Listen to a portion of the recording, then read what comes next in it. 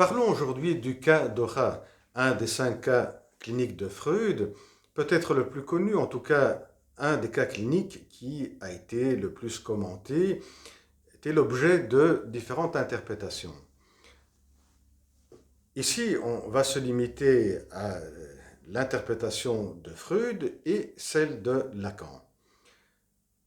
Commençons par la présentation du cas clinique dans ses grandes lignes de Dora.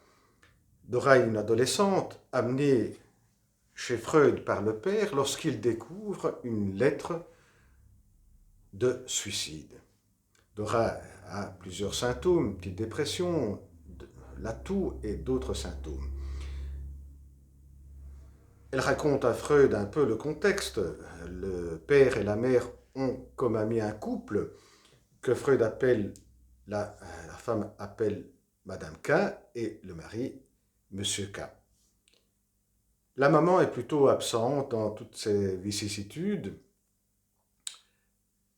Dora est au courant qu'entre son papa et Madame K, il y a une relation. Et ce qui peut surprendre, c'est qu'elle facilite cette relation. Parce que lorsqu'il se présente la possibilité, l'occasion de tenir les enfants, eh bien, elle accepte de sorte que Madame K puisse se libérer facilement et aller rencontrer et aller voir son papa. Et donc, de cette manière, elle facilite effectivement la relation entre les deux. Et Dora a une grande admiration envers Madame K. Et Monsieur K fait la cour à Dora. Et Dora accepte que Monsieur K lui fasse la cour. Jusqu'au moment où Monsieur K avoue à Dora que sa femme n'est rien pour lui. À ce moment-là, Dora le gifle et s'enfuit.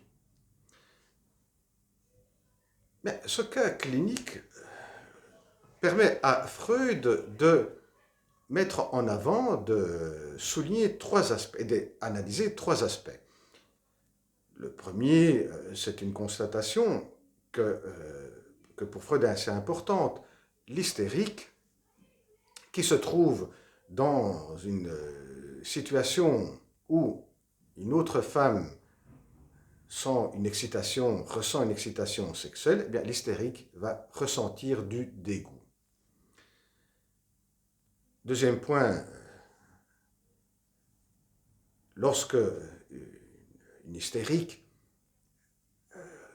a une représentation, donc dans une fantaisie, une représentation qui donne un plaisir sexuel inacceptable par le moi, par la conscience, eh bien, cette représentation va subir le refoulement et pourra obtenir une forme de satisfaction alternative grâce à une transformation que Freud appelle conversion en un symptôme physique, corporel. Troisième point, c'est montrer l'importance du complexe d'Édipe dans la formation des symptômes. Commençons par le premier point. Lorsque M. K, et cela se passe bien avant de ces dernières vicissitudes, lorsque M.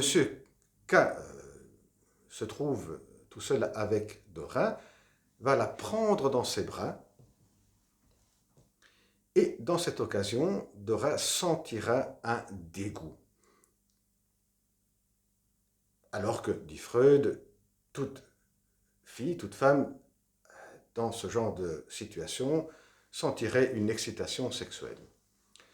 Deuxième point,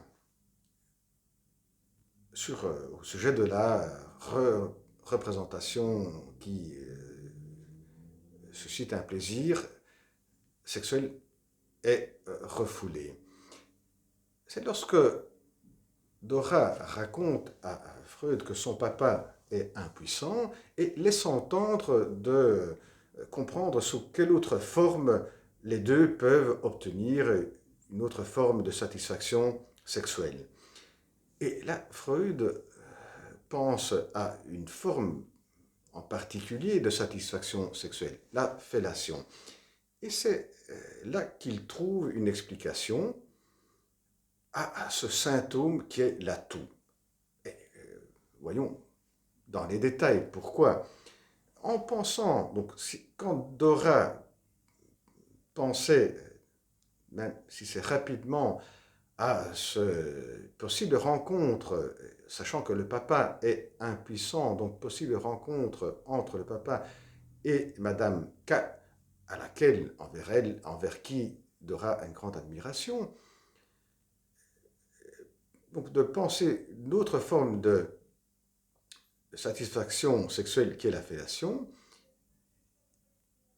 étant donné déjà l'admiration envers Madame K, la possibilité de se mettre en, dans, dans, la, dans le psychisme, dans le corps, en s'identifiant à Madame K, là, pouvoir se retrouver, elle, avec ce type de situation, l'amène directement à refouler la représentation qui pourrait donner du plaisir. Cette représentation est refoulée et obtiendra une forme alternative de satisfaction à travers le symptôme physique qui est la toux. Et troisième point, on comprend bien que ce refoulement se fait directement car il y avait déjà auparavant un refoulement qui s'était fait bien avant, lorsque Dora est toute petite, pendant la phase édipienne elle avait eu ce fantaisie envers le papa qui avait été refoulée. Et donc, ce qui va se passer là, lorsqu'elle est adolescente, ce refoulement se fait parce qu'il y avait déjà eu un refoulement. Voyons maintenant l'interprétation de Lacan. Lacan va centrer toute l'attention sur la fin. Lorsque M. K avoue à Dora que sa femme n'est rien pour lui et Dora va le gifler et va s'enfuir, c'est dans cette dernière vicissitude que Lacan va montrer quel est le point central. Alors, pour Lacan, l'hystérique, la grande question de l'hystérique, c'est le mystère d'être femme. Qu'est-ce qu'être une femme? Qu'est-ce qu'être l'objet de... Qu'est-ce qu'est l'objet de désir? Qu'est-ce qui est désirable dans une femme pour un homme? C'est là le mystère. Et donc, Dora, qui accepte cette forme de séduction de M.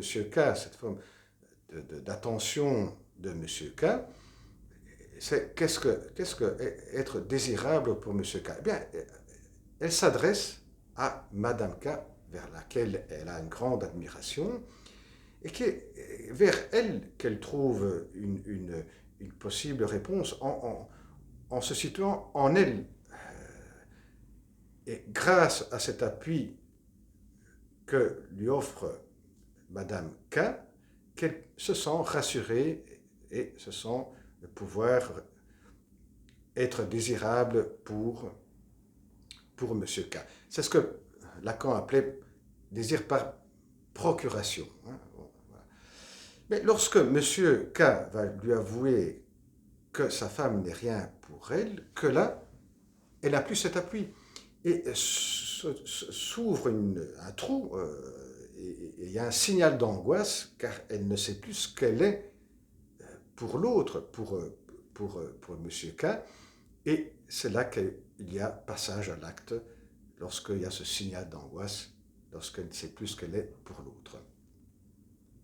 Et bien voilà, prochaine vidéo, au revoir.